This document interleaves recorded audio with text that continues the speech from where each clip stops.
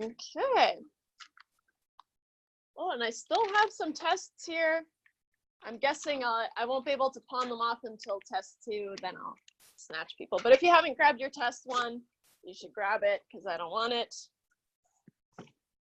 Okay, so I think, yeah, we're recording, great.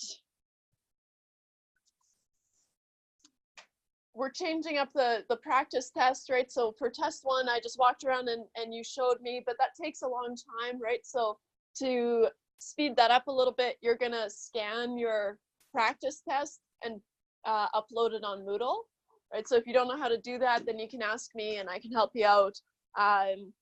Usually you can just download a scanning app on your phone, just basically takes pictures, but it puts it into one file, right? So it's easier to upload. And so, like I said, if you need help scanning or uploading, then just let me know. So on Wednesday, we will do test number 2 review.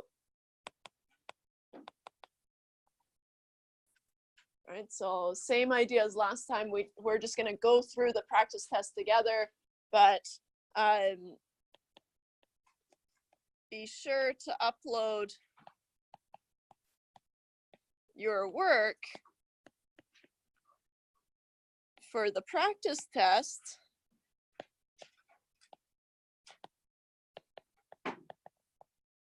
before class on Wednesday.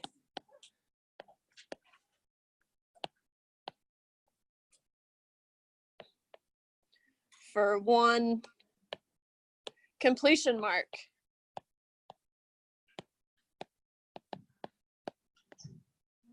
Which counts as an assignment, right? So it's basically 100% on an assignment. It's worth doing also because it makes you study even when you don't want to, right? So, all right. Any questions about that? No? So a little bit of review from last day because it was a while ago. Review. We're working with compound interest. Specifically, solving for R, right? We worked through those formulas, and on your formula sheet, right, you don't have a formula for R, but you do have a formula for I, right? So remember, in compound interest, first we have to find I, and then we have to find R, right? And so step 1 was to solve for I. I is the periodic interest rate. Right? And then the second step was use I is R over F to solve for R.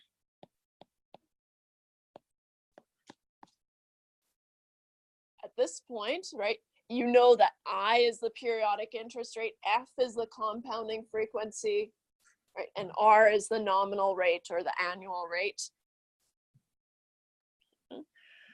So we solved for R, we looked at a problem doing that, and then we solved for T, which was also a 2-phase problem, right? We had to go through 2 things. So because on your formula sheet, you only have a formula for N, right? You solve for N, which is the number of compounding periods, and then you can solve for T, right? And so your first step is to solve for N. And then your second step is to use, what is it? N is time times the frequency to solve for T. Okay.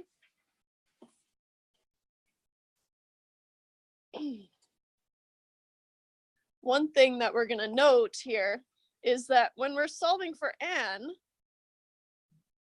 we always have to round up to the nearest whole value, right? So we're always rounding up regardless of what the decimal is, because if you think about, okay, so we have to have 14.2 compoundings, right, to reach some savings goal. If we only went to 14 compoundings, we wouldn't have reached that savings goal that we had set, right? If we go to 15 compoundings, yeah, we're going to have a little bit more than what we wanted, but that's okay, right? And so when solving for n,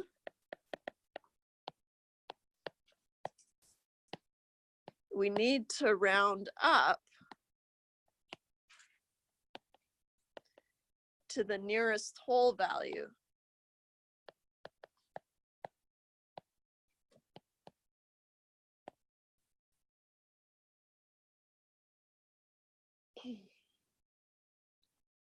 We talked about that last day.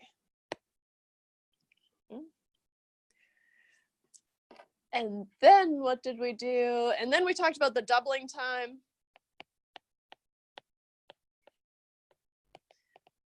Doubling time is just kind of a quick and easy way to just check if an interest rate, if you like an interest rate or not. And the doubling time says that it's the rule of 72. And so it's 72 divided by R as a percentage, right? And you just use that as a quick rule of thumb. How long is it going to take something to double at this rate? Right? So if I go to the bank and they tell me, oh, we can offer you 3%, right? This is the only time where we don't convert our percent to a decimal, right? And that's why I have that percentage there, is because we just do 72 divided by 3. I know I should be better at math, but I just teach it. 24, how convenient. I know. That's the problem. When you do too much math, you get really bad at math. I don't know. I don't know how it works. So 72 divided by 3, for example, is 24. So what that's telling me is it would take 24 years for my investment to double if I had 3%. Right? So it's just a quick approximation of how long things would take to double. Right? Am I okay with 24 years? Just depends. Right? But gives me a rough idea of how good of a rate it is. Okay. Keep this out for later. Great. And then we talked about these bigger problems where we had equivalent payments, right? So typical layout is, okay, blah, blah, blah, borrowed some money and they agreed that they would pay it back at 1 year and another payment at 4 years. Now they can't make that payment, so they're suggesting another payment plan, right? What would be equivalent to the original payment scheme, right? And so we had equivalent payments.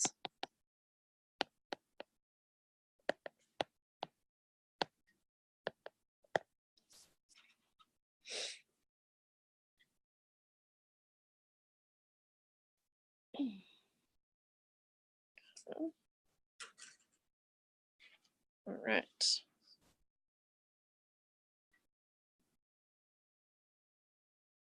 I know I can't think of anything else to include here. Any questions about last day? Okay. Then let's keep going. So today's pretty fun because we're actually going to start using our calculator, right? And so the reason you had to buy this special calculator is for these white buttons up almost at the top, right? And so you've got the N, the interest per year, present value, PMT is the payment amount, and then the future value. Okay, so, oh, you know what maybe I'll do here? I'll start this section. Section 5.5 is using your calculator. I've been mixing up words all day. I don't know what's going on. Using your calculator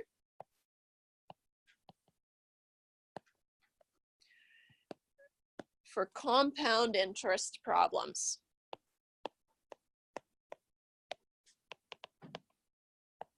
compound interest problems.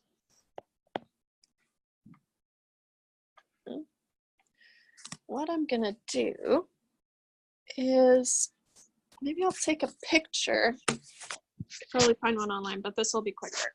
Take a photo. Ta-da, ta-da. Okay. Nice. Use photo. Great. There it is. I haven't done it this way before, but I wonder how do I crop it? Oh, I know how.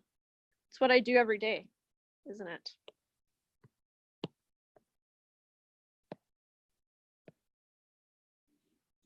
There.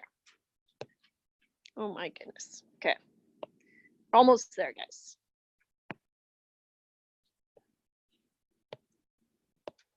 Come on. I only want this. What?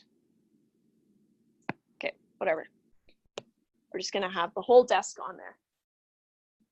It's not a great picture, is it, guys? Oh well. That's what we got. Can zoom in. It's really nice and clear on mine, but it's not showing up very nicely on yours. Can't win them all. Now it's going to be easier to talk about these buttons. So what we've got, right, is these white buttons here, right? So how the calculator works is these are just little slots where we're going to put in values, right? And so to store a value of, is there a message? I don't know. I can't see. Anyways, so to store a value of 5 into n, for example, all you're going to do is just hit this massive 5 button and then into n. Right? And so it's a little bit not nice to deal with just because you can't go back and check to see what's being stored in there. You can actually, but it's kind of tricky, and I only found it once and now I can't remember how to find it again. So if you find it, that's great. It might be down here in the memory button, actually. Might be. But anyway, so what we're going to do is we're going to store values in each of these buttons. Did you guys hear that? Someone's breaking in. What do we do? So we've got these buttons. We also have this payments per year button up above the interest per year. Okay, notice that that's a second option. And so what you're going to do is you're going to hit the second and then the interest per year to get the payments per year and also the compoundings per year. Okay. The reason I'm outlining this is because on the test and on the exam, on the final exam, what you can do is you can either do your calculations by hand or you can do it on your calculator. Unless it says do it by hand, you can use your calculator and it's fine, right? But you still have to show your work. And so to show your work, if you're using your calculator, I'm going to show you the list that you just fill in, and that'll be equivalent to showing your calculations. Okay? So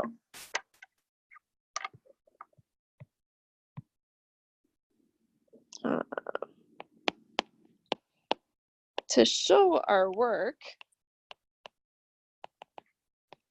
if we're using our calculator,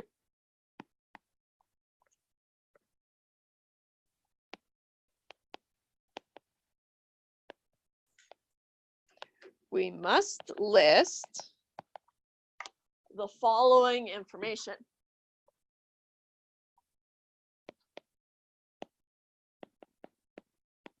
The following information.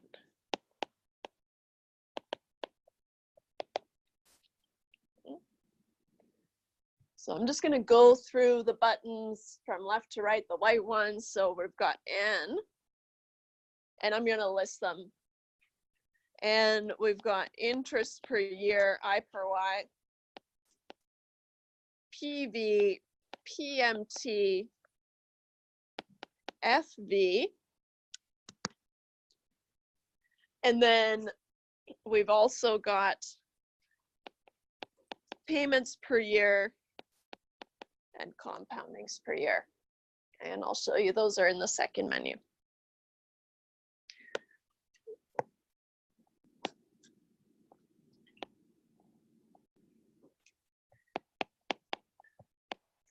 In second menu.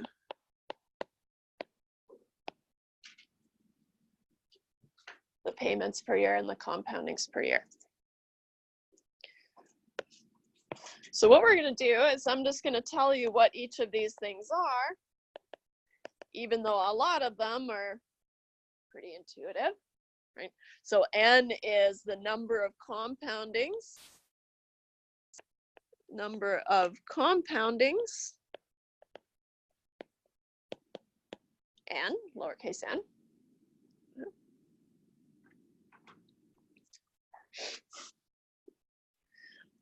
I per Y is the interest rate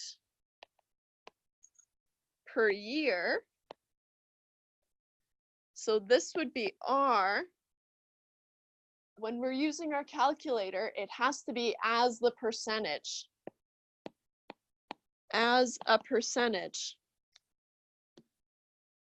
They keep cropping up.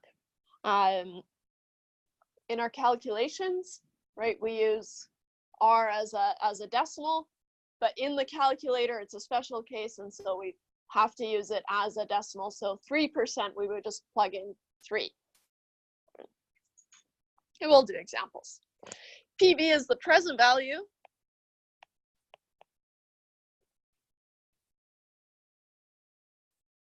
PMT is the payment amount.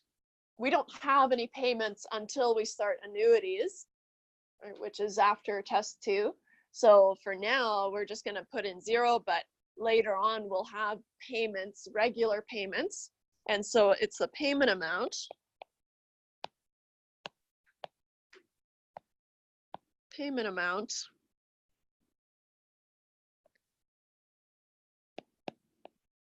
Use 0 for now.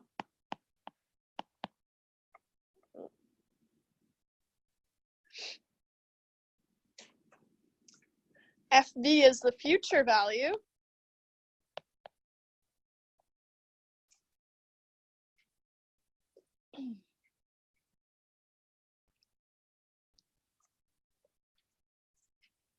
Payments per year, P per Y is the payments per year. Payments per year.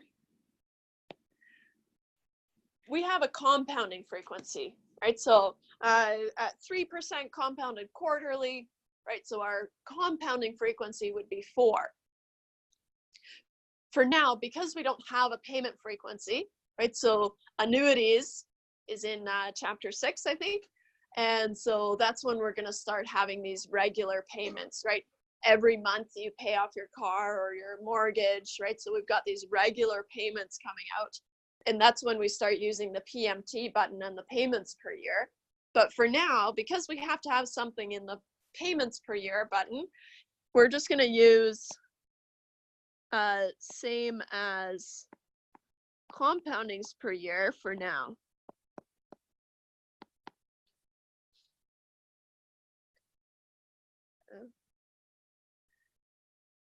And it's the compoundings per year is the last one, C per Y.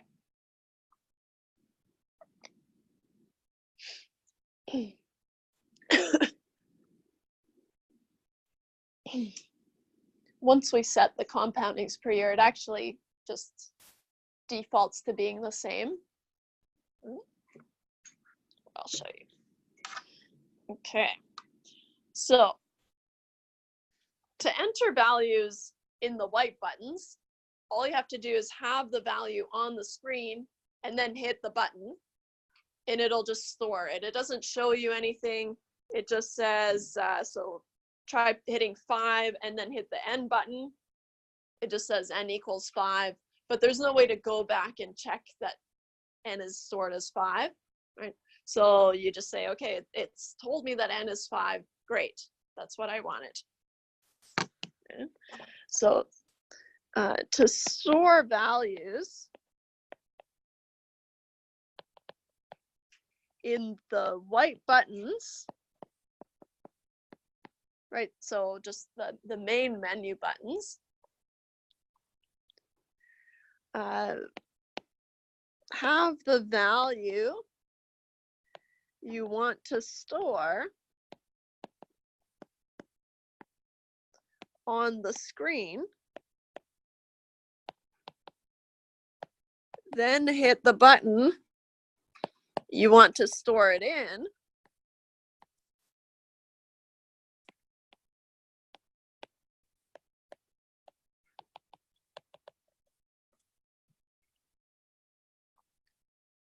to save it.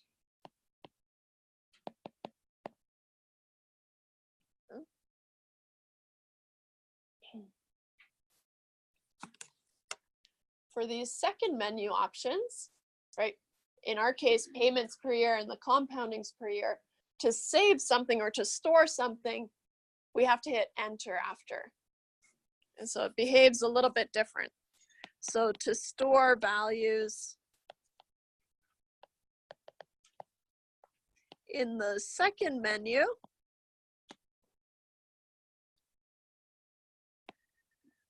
we must hit enter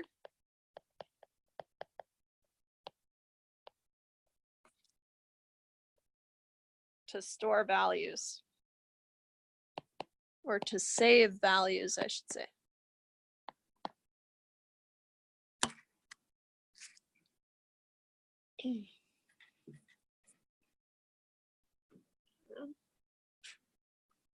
So what we're going to do, it behaves the same as the days between dates function, right? Where we were able to enter a first date and then a second date, and then we went to the days between dates and hit compute, right?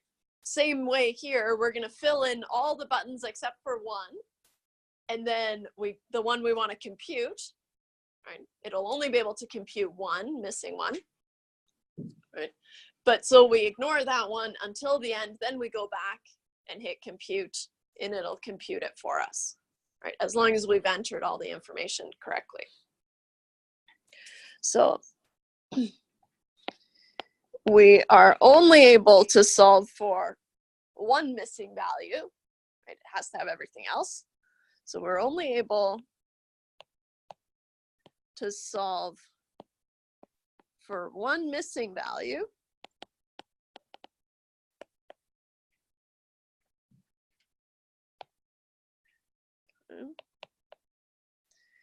To compute a value, first enter all the other values,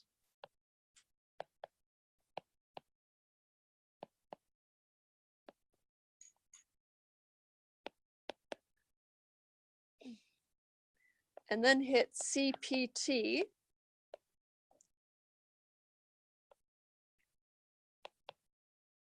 then the button you want to solve for.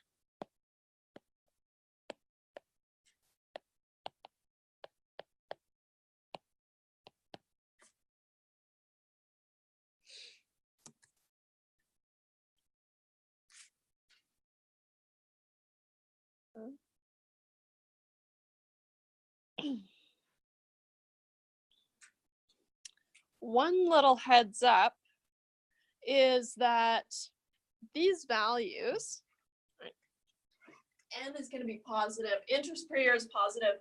The only thing is going to change here is that just as a rule, the present value and the future value have to have opposite signs, right? So one has to be negative and one has to be positive. Okay. Later on, so for this chapter, it doesn't matter which one's positive, which one's negative, but it's good to get in the habit of the convention that we'll use later on, which is if it's money leaving your hands, it's going to be negative, right? And if you're getting money, right, then it's positive. Okay? And so just from your perspective, then are you giving money to the bank, so making a deposit, then we're going to make it negative. If you're getting money, a loan, or you take out, you saved some money and then you take it out, that's going to be positive to you. And so the calculator requires,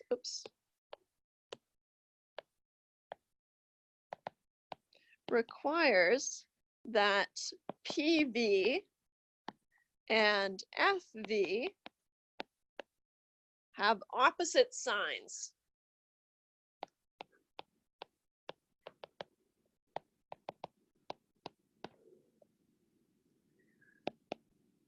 That is, one must be positive and the other negative.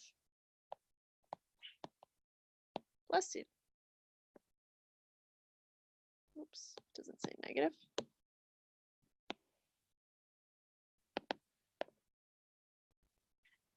And we will say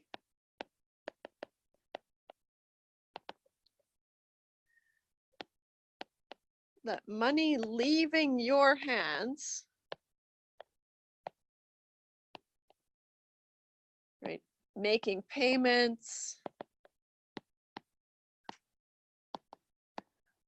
or making a deposit to the bank, or a deposit to the bank. Oops.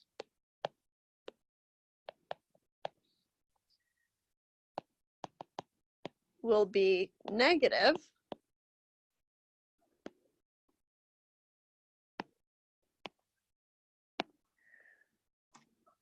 And money coming to you, right? Whether that be through you're taking money out from the bank, right? Or you got a loan, right? Money to you is positive. Money to you. So withdrawal from the bank. Oops.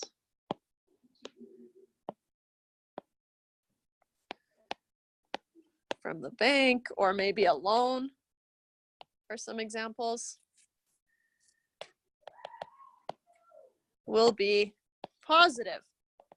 Yes, it's true. It actually worked out.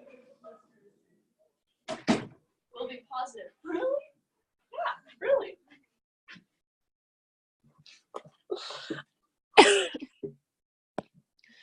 Okay, so like I said, for chapter 5, it doesn't actually matter, but it's good to get in the habit, right, of having this positive, negative, right? Because if you think about the scenarios that we've had, right, either we deposit some money in the bank and it grows, and then in theory we have more money, right? We get more money to us, right?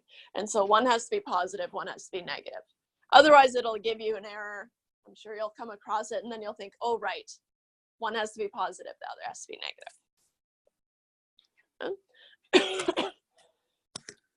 All right. Any questions before we do an example? No?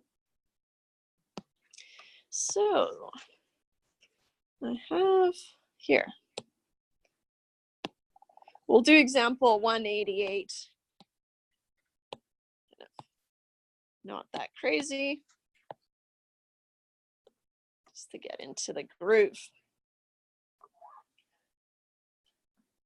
Any of the questions that we've solved so far can be solved using your calculator. Right?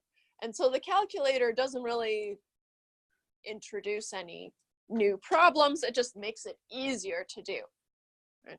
So what you can do for practice is you can go back and redo some of those questions with the calculator just to make sure that you get the same answer. Okay. $500 is invested at 7% interest per year, compounded semi-annually. What is the value of the investment after 10 years? So even though this is an easy, you deposit an amount, and then at the end, how much is it worth? We're still going to draw a timeline just to get in the habit of drawing timelines. So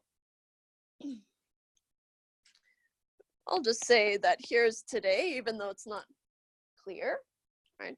All I know is that the length of this timeline is 10 years, right? So today, and then here is 10 years. Great.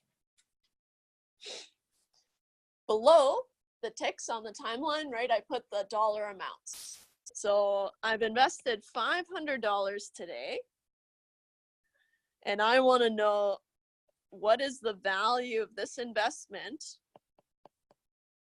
after 10 years, right? So I'm asking, what's the future value of this $500? The arrow, right, the length of the arrow is now, for compound interest problems, it's your n, right? So we have to put n is your time times your frequency. Time is still in years, right? And time for this arrow is 10 years. And we've got a frequency of 2, right? Because we're compounding semi-annually. Which means we have 20 compoundings in this time. And then somewhere around here, I'm going to calculate I is R over F. R is 0.07 divided by F, which is 2. I'm going to go ahead and call it 0.035.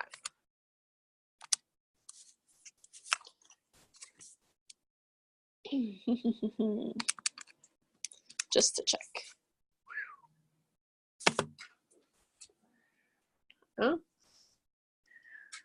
What you'll find is that you don't actually have to calculate I if you're using the calculator. So what I'm going to say is that for a complete timeline on the test, for example, I will still be looking for I, right? Because otherwise it's unfair if you have to do less work on your timeline than someone who's doing it by hand, right? And so here I'm going to start establishing that this is a complete timeline.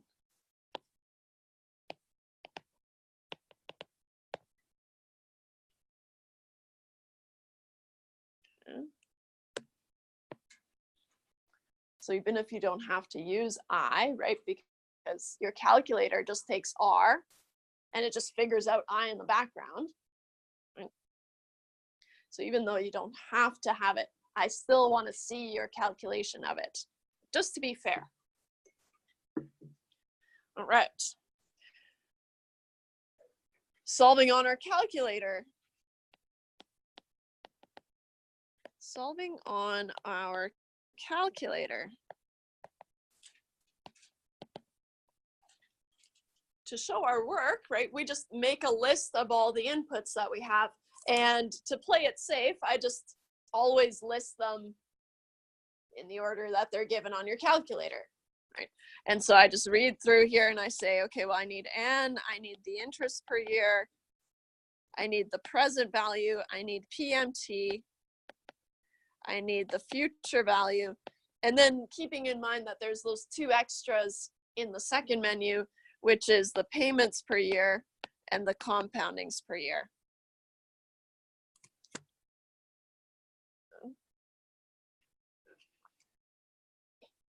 If on the test you're drawing a blank and you can't remember what the list was, but you still want to use your calculator, right, to earn marks, you have to still list them.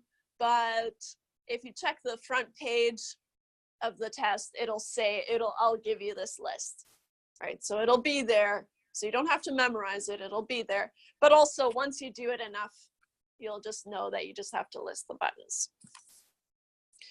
Okay, so now what we do is I tell you, or you tell me rather, on the test, what each of these values are.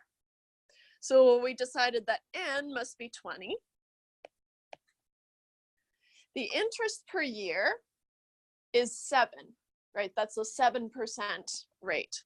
And so we just have to use 7.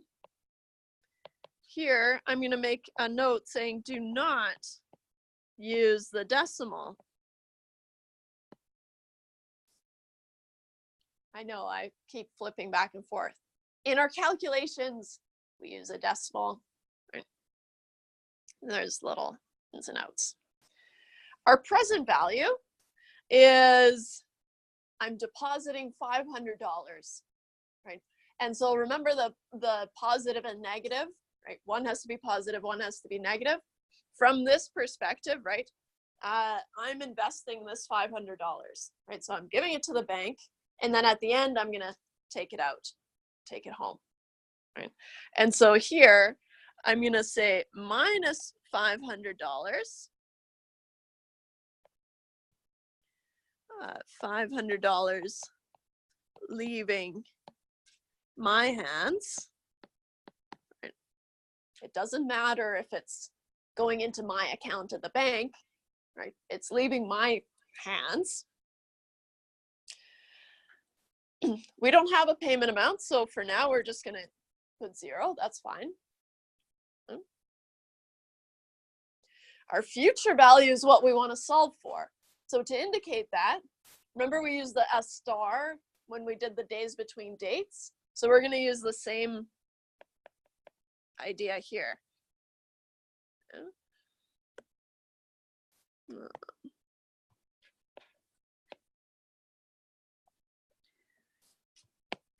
Use a star to indicate which value you are solving for.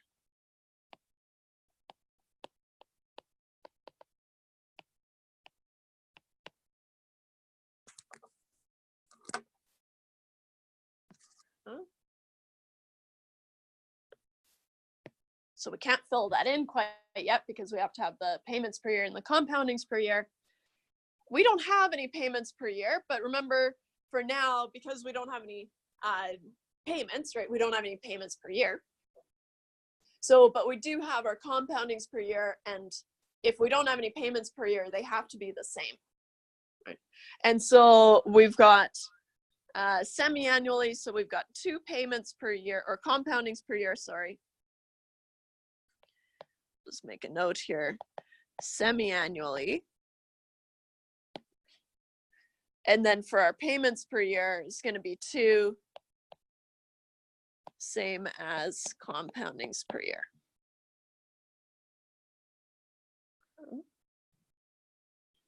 And that's just because of how the calculator works. Okay. So now, what we're going to do,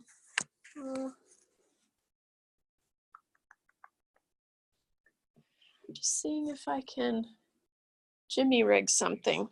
I wanted to show it, but the screen isn't very good. Do you guys all have your calculator?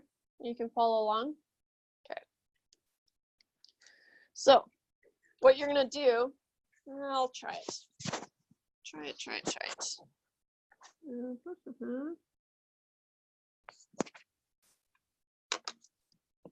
Oh.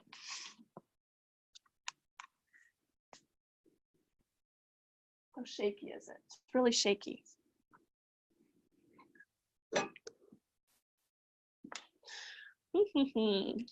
I know. Where's the thing on here? Great.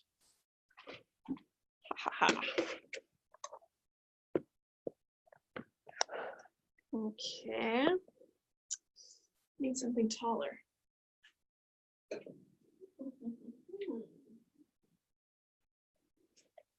How much taller? This much taller? I need 2 of these. What can you think of? Get creative, guys.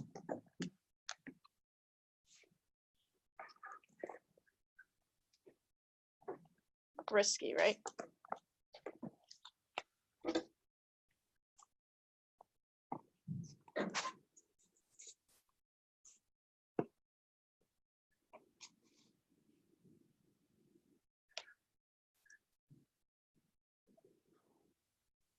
Okay.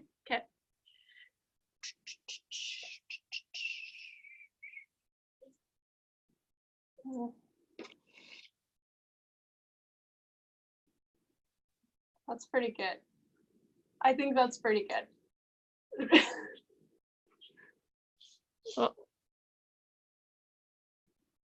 Good. We're doing it. We're really doing it. Okay. That's pretty good. Gotta say. Can anyone remember what the values were? So we had 20n. I can remember that. So what you're going to do is you're going to have 20 on your screen and then just hit the n button. Right.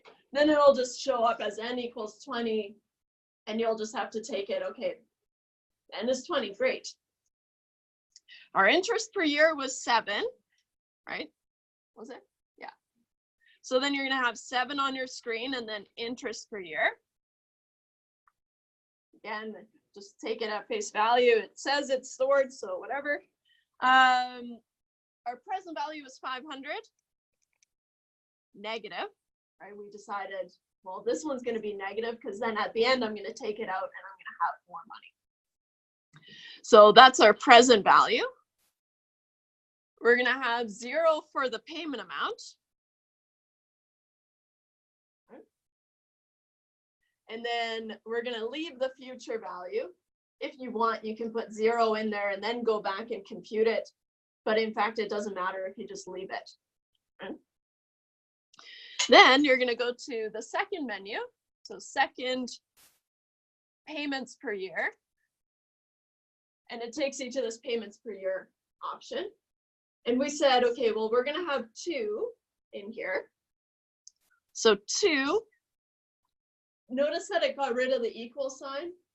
That's the same as before when we had to hit the enter button to save the days between dates, right? And so we have to hit enter to get that equal sign in there. Okay. Then you're going to scroll down. So use this down button.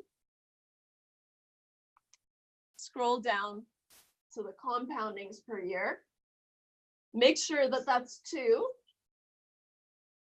It will be, okay? Because what's nice is once you've set the payments per year, it'll force the compoundings to, per year to be the same. So you really only have to check one or do one and then check the other, and then you're okay, right?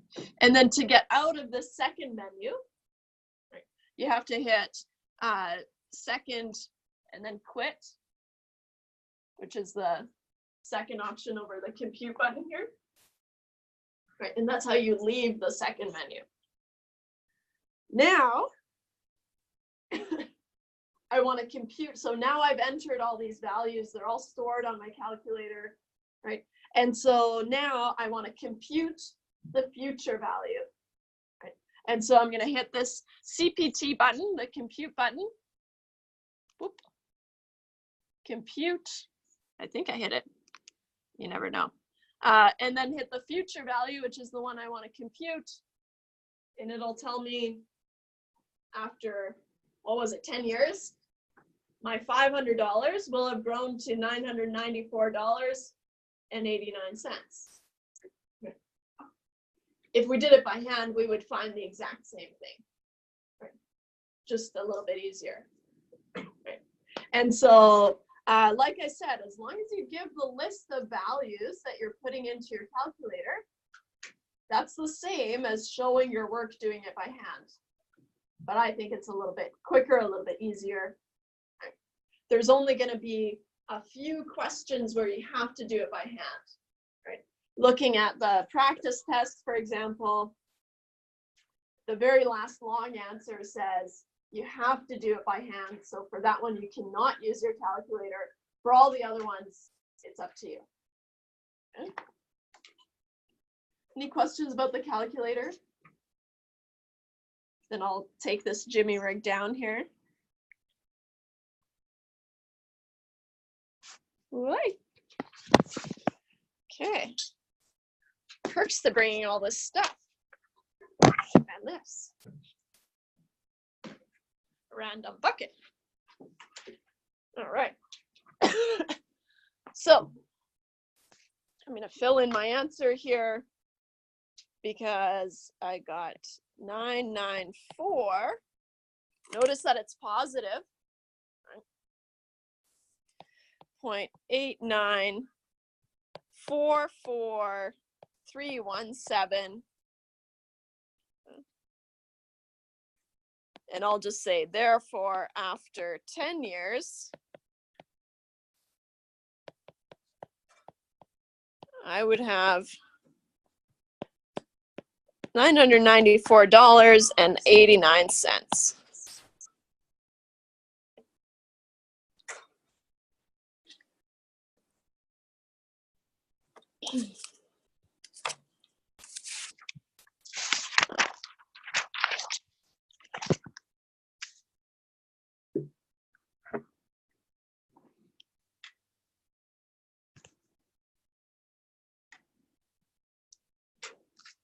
Okay.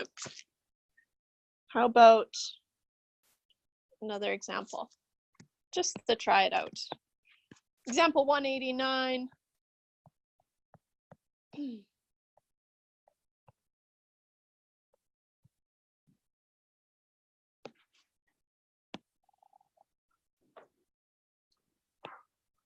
Bless you.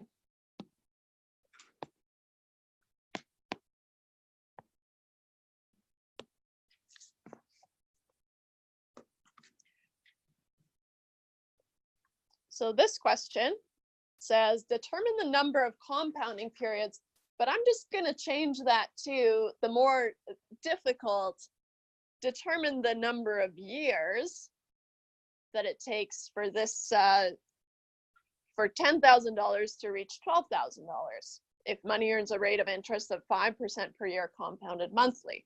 So what I'm going to do is, instead of determine the time that it takes for an investment. Why am I making it more difficult, or how am I making it more difficult? Right, because for compounding interest, you have to first find the number of compoundings, and then you can find time. Okay.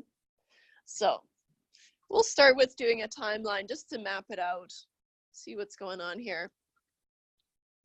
So let's say we started today and we deposited 10,000, and it's going to grow to 12,000 at some unknown amount or unknown time from today.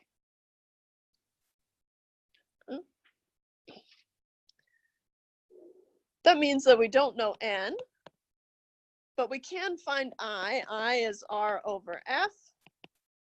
Our rate is 5%, so 0.05.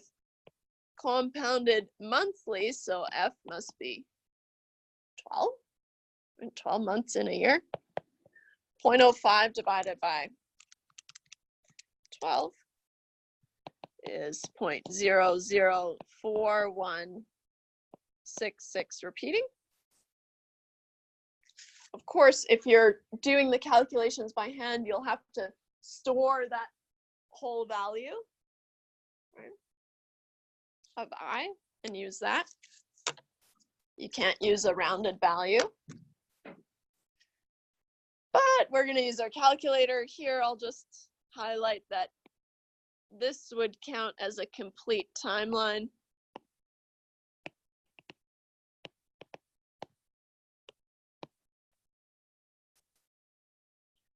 And then down here, we're going to solve solve using calculator.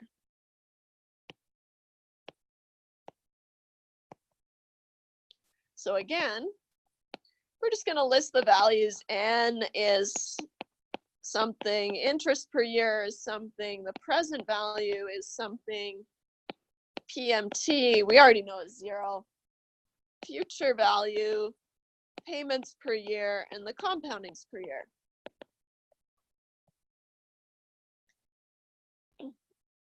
N is the value we want to solve for. And so I'm going to put a star here, and then I have to fill in all the rest. The interest per year was 5. The present value, we're starting at 10,000. And let's see if that should be positive or negative. It's not really sure. It's not really sure. It's not really clear. But let's pretend that I deposit this to the bank and then I take it out once it reaches 12,000. That seems reasonable enough. So I'm going to make this negative, and then the future value is 12,000, just positive. And your PMT is going to be 0 until chapter 6.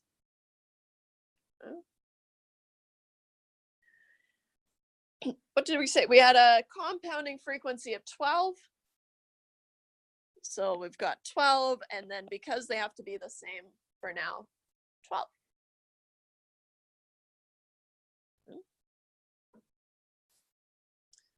Okay. So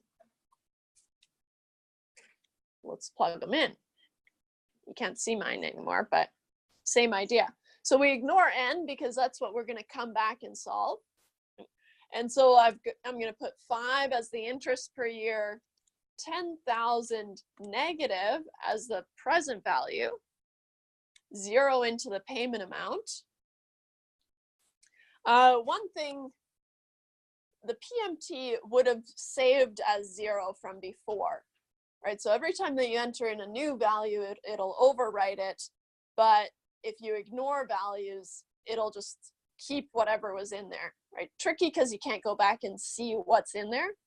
So I always just go through and enter the values again, right?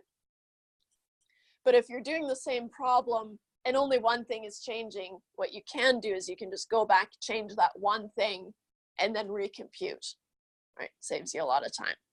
But for me, I'm going to do 0 as the PMT just in case, and 12,000 as my future value. And then I have to go into my payments per year. So second payments per year is 12. Remember, you have to hit enter to save it, right? Enter, and then you should get that equal sign. And then scroll down, compoundings per year is changed to 12 just to match it. So we're okay. So now second quit. Now we can go back and compute n. So CPT n, I get 43.84827123. What we said at the last day and at the beginning of class was for all our n's, right? If we go to 43.85 compoundings, then we reach the 12,000, right? But we can't go 0.85 of a compounding. And so if we went to 43, we wouldn't quite have 12,000, right? We have to go to 44 to get the full 12,000 and a little bit more. And so we would need n equal to 44 compoundings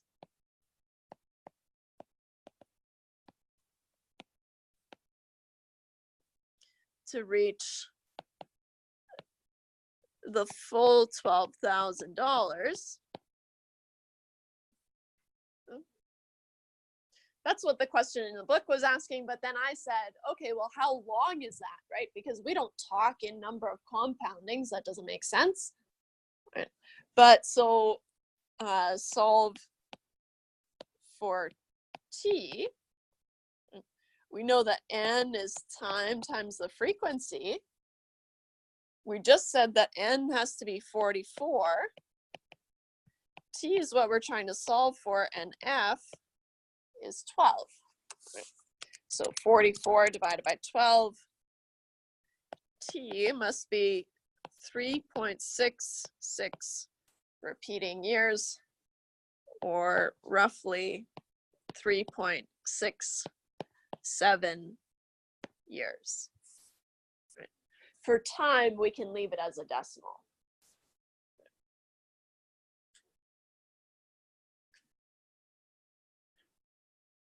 Any questions about that one? No? So the calculator saves you a lot of hand calculations. Mm-hmm.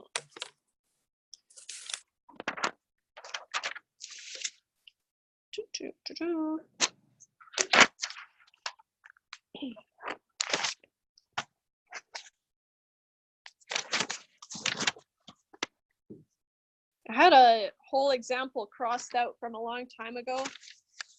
I guess I decided not to do it anymore. All right. What you can do for practice, right, is you can go back and do those hard questions that we did last day, right, and check that you get the same answer with your calculator, and just to get used to seeing how it's done by hand and seeing how it's done on your calculator, right, and test that out. But for now, we're moving on to 5.6. Are there any questions before we do? So 5.6 is just a quick section on changing interest rates. We had the same scenario for simple interest, right? So changing interest rates. Oops.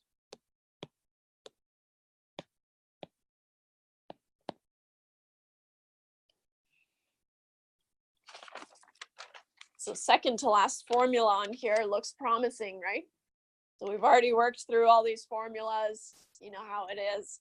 Once you're done the formulas, we're done the chapter. So second to last formula on here is the future value is the present value times 1 plus I subscript 1 to the power of n1 times 1 plus I2 to the power of n2 dot dot dot times 1 plus I subscript k to the power of n subscript k.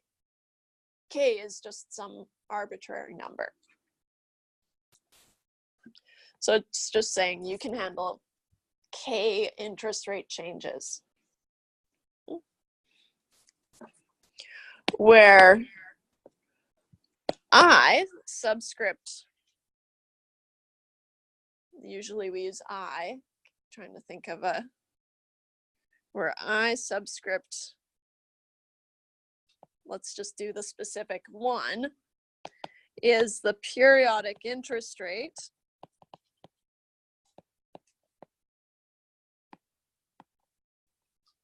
for the first interest rate.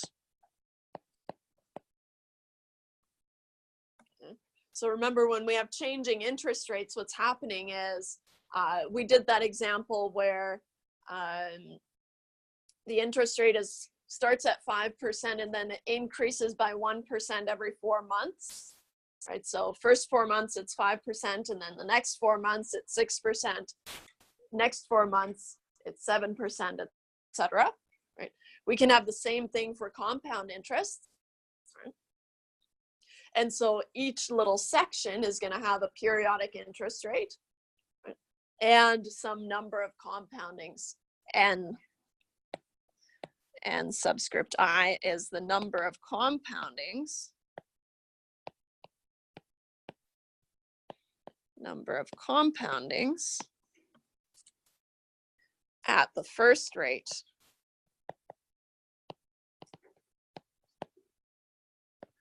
And then of course it keeps going for each little chunk of rate. Well, I guess I should highlight this to show you. It's on your formula sheet, of course. That's where I stole it from.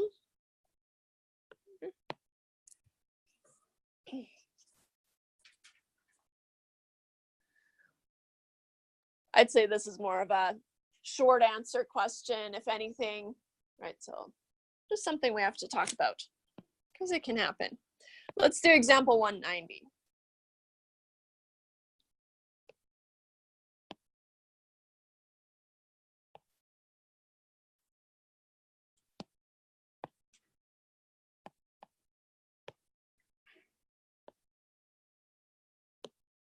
So example 190 says that CIBC changes their rate from 4% compounded annually from the start of 2000, so the year 2000, to the start of 2002.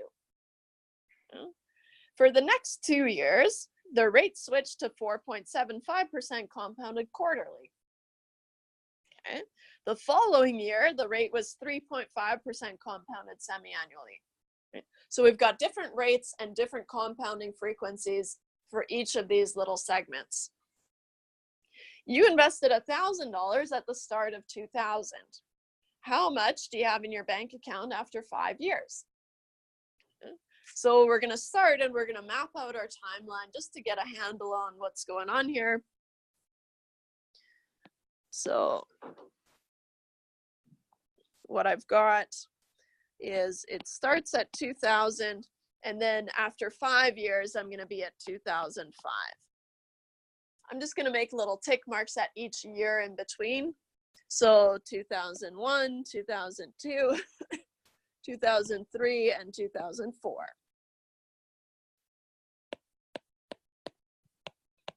2001, 2002, 2003, 2004.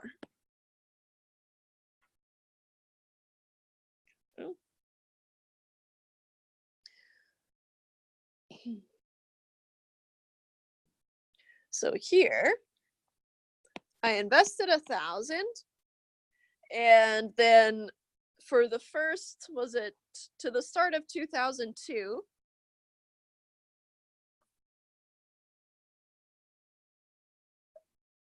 excuse me, the rate was 4%, right? And the compounding frequency was 1.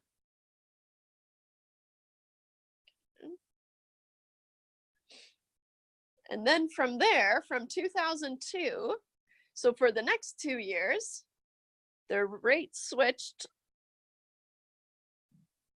to 2004. So between 2002 and 2004 is what we're talking about. The rate switched to 4.75% compounded quarterly.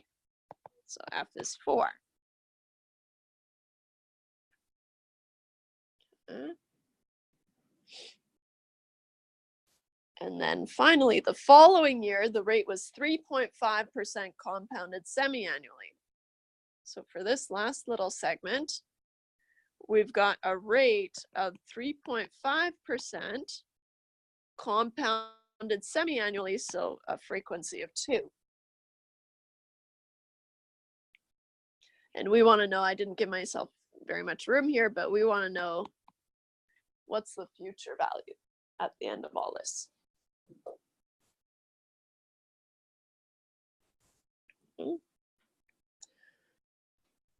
To use the formula, right, we have to know the present value, that's the $1,000. Right? We also have to know I1, the periodic interest rate. Let's start there. So here we've got I1 is R over F, which is 0.04 over 1, which is 0.04. Moving on to the second segment, right, we have to find the periodic interest rate for each of these little chunks. I2 is R over F, which is 0.0475 divided by 4. 0.0475 divided by 4 is 0.04.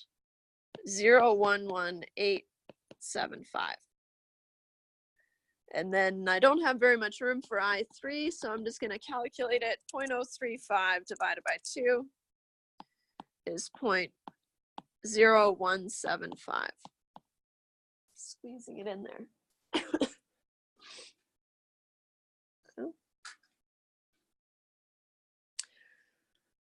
So we have our I's for each of these segments.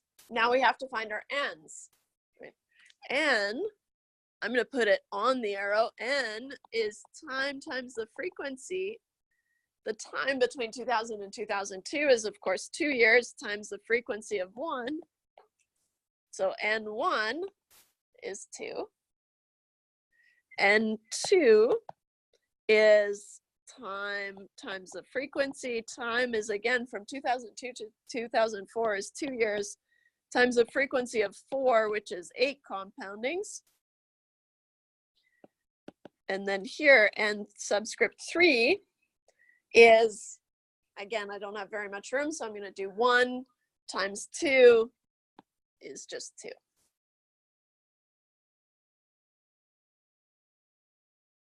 Okay.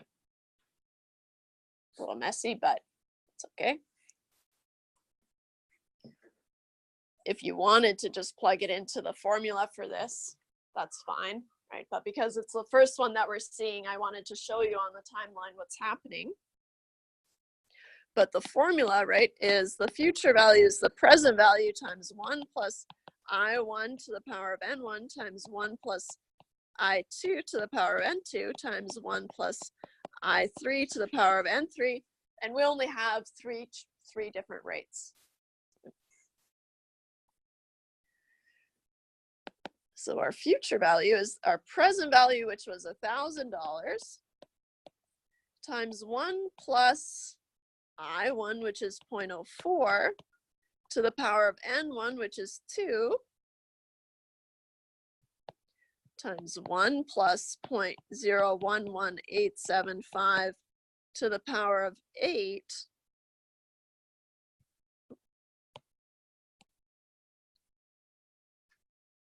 times 1 plus 0.0175 to the power of 2.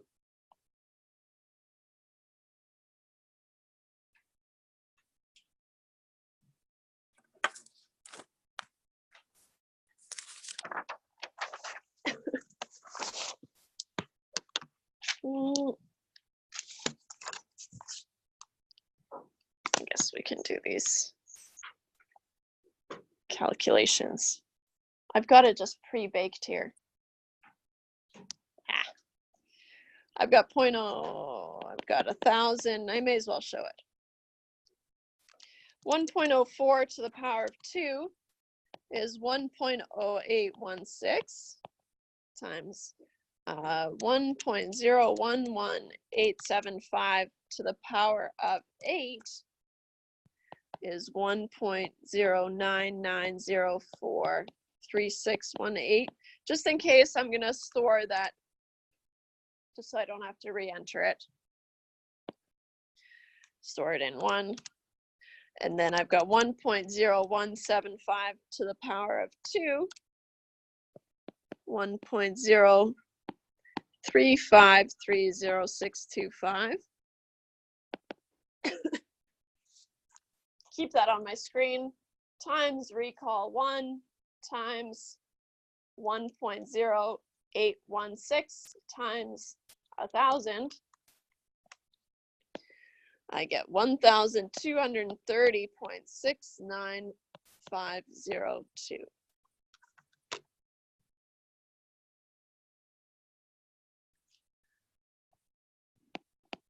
So the future value in money must be $1,230.70.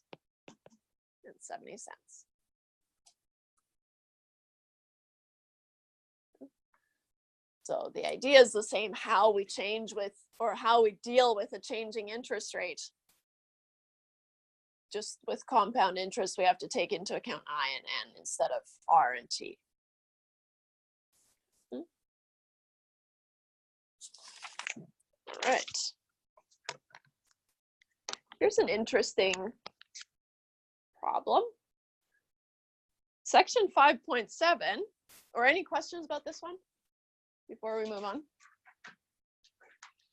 So section 5.7 is on continuously compounded investments.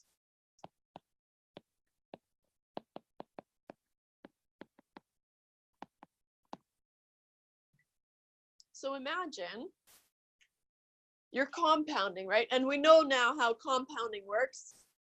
When we're compounding, we're adding the amount of interest onto our principal amount, right? And then we earn interest on our principal as well as the previous interest. So now what we're saying is that we're compounding continuously.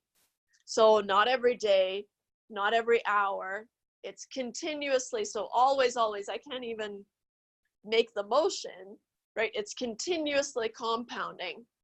Right? It's actually not as crazy as it sounds, right? It just requires a different formula. Okay? And so the formula that we use is the future value is the present value times e to the power of r times t. And this is on your formula sheet. As a side note, whenever you see e or usually the log, it'll have to do with a special case of continuous compoundings. Right? More for the second page of your formula sheet, right? You've got some e's in there and you've got some logs in there. And so then we're going to be dealing with continuous compounding. So here, when we see functions with e, we know we will be dealing with continuous compounding.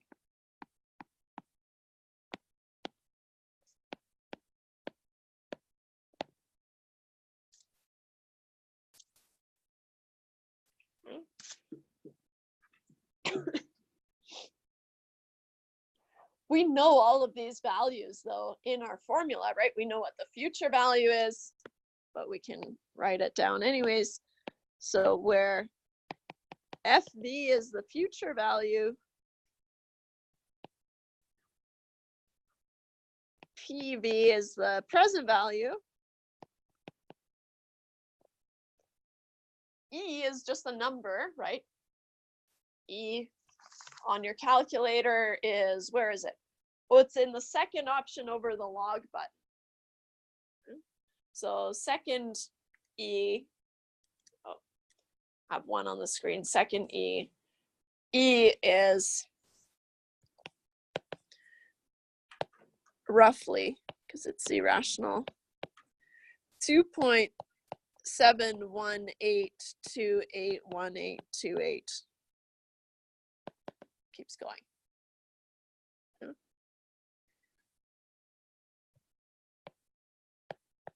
Use e to the x button on calculator.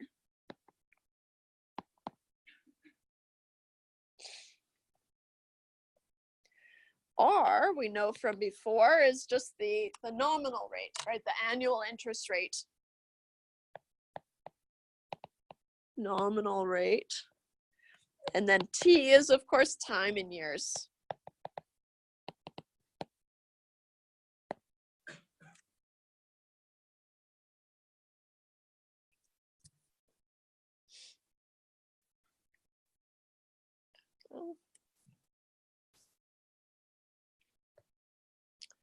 Okay. So just as a guide, right? If you see continuously compounding, then you know you have to use an E formula, so a formula with E in it. Okay. Let's do an example. Example 192 is the one I picked.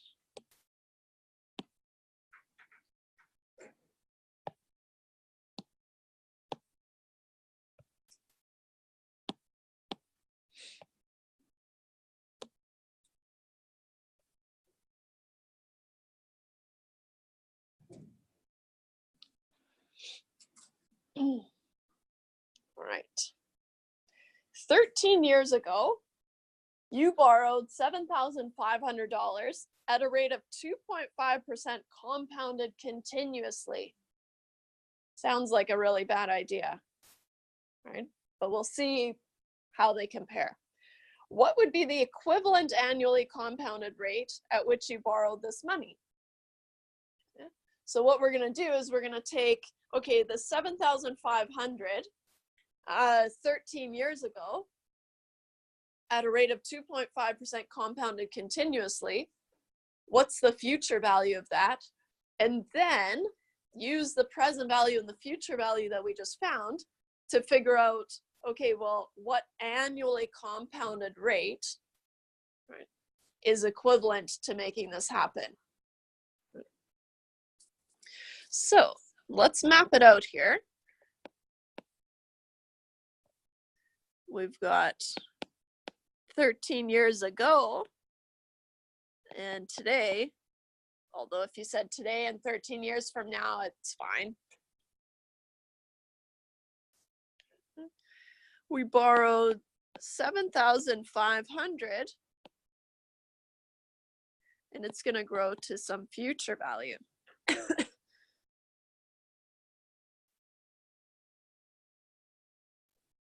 So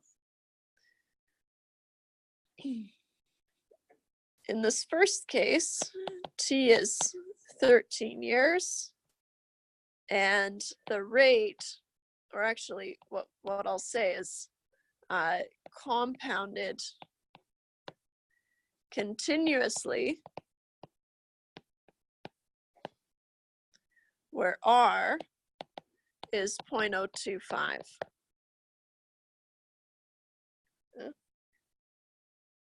Because our formula for continuous compounding is simpler because we just need the future value, the present value, and then e to the power of r times t.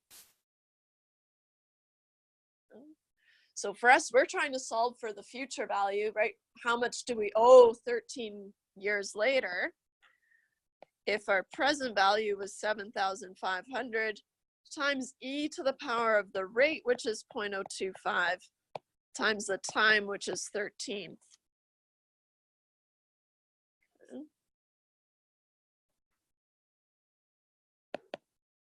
0.025 times 13, I get 7,500 times e to the power of 0.325. To solve this on calculator, you're going to have 0.325 on the screen and then hit the second button and then the e to the x option and then equals. So 0.325 second e to the x. You don't have to hit equals, I guess, but sometimes depending on where you're at in your formula, you might have to. So we get 1.384030646. So just check to make sure that you get that same value when you do e to the power of 0.325. So now I have 7,500 times 1.384030646 times 7,500. After 13 years, I would owe $10,380, 0.22984. After 13 years, I would owe $10,380.23. That's not so bad. We were thinking continuous compounding, it would be this huge thing. I mean, not fun to owe $10,000, but it was 13 years ago. Right? So not that bad. Now, we want to know what annually compounded rate would yield the equivalent, would yield the same future value. Okay. So let me just check. Was it annually compounded? Yeah. What annually compounded rate would yield the same future value?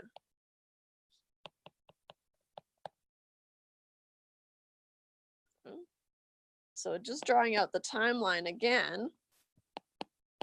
You don't have to, but I only have so much space. So 13 years ago and today. Now I know that 7,500 has to grow to 10,380.23.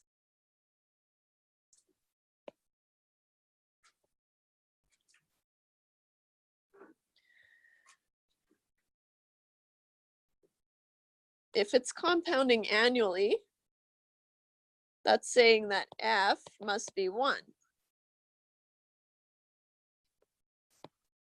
So N is time times the frequency. Time is 13 times 1. So we have 13 compoundings.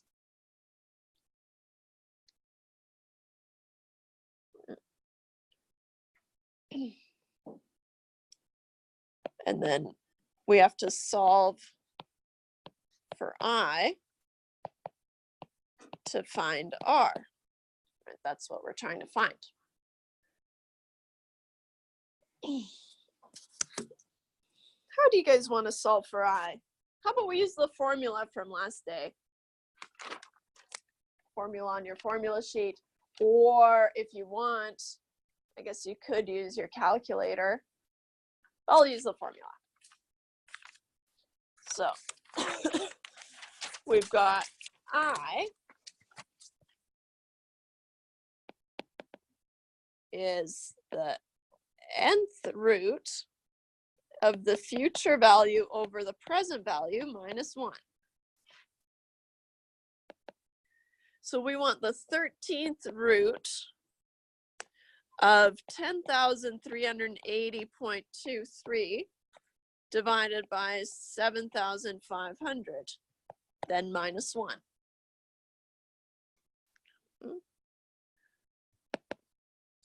So we get 10,380.23 divided by 7,500. We have to take the 13th root of 1.384030667 and then subtract 1. Do you guys remember the trick to doing the 13th root on your calculator?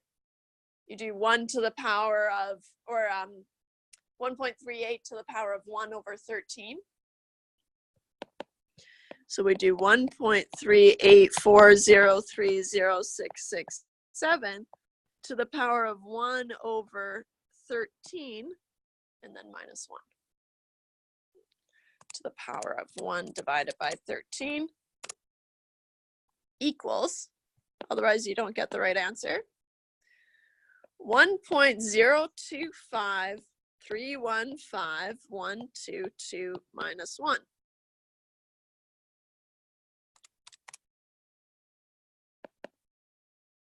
We get 0.025315122.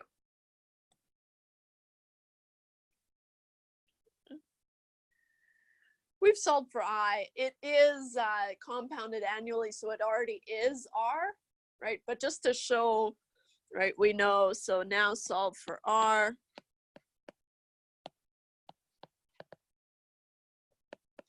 I is R over F.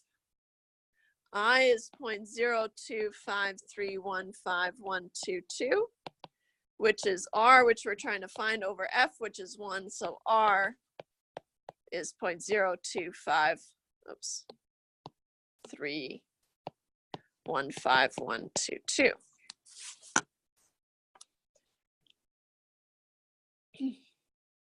What's this telling us? That means that an annually compounded rate of 2.53, basically, is going to be the same as 2.5% compounded continuously. Right? That's not that big of a difference. Right? Slight difference, right? But probably not as big as we would expect it to be. Right? This means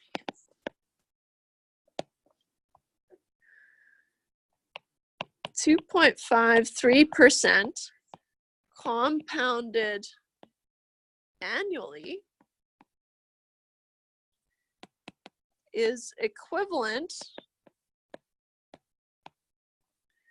to 2.5% compounded continuously.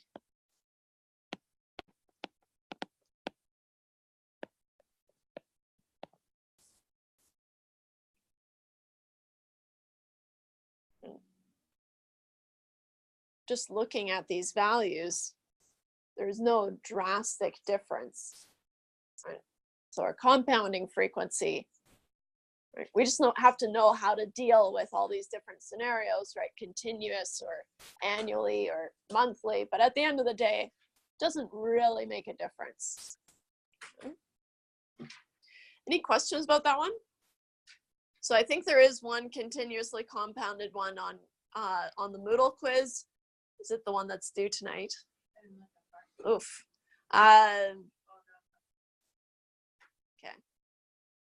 It's on a Moodle quiz. I know that much.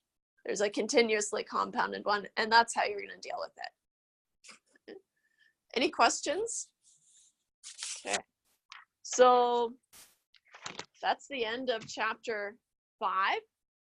So next day, we're going to go through the practice test. Right, and if you don't have a copy yet, come grab one. Try it, see how it goes, and then we'll go through it together on Wednesday. See you then.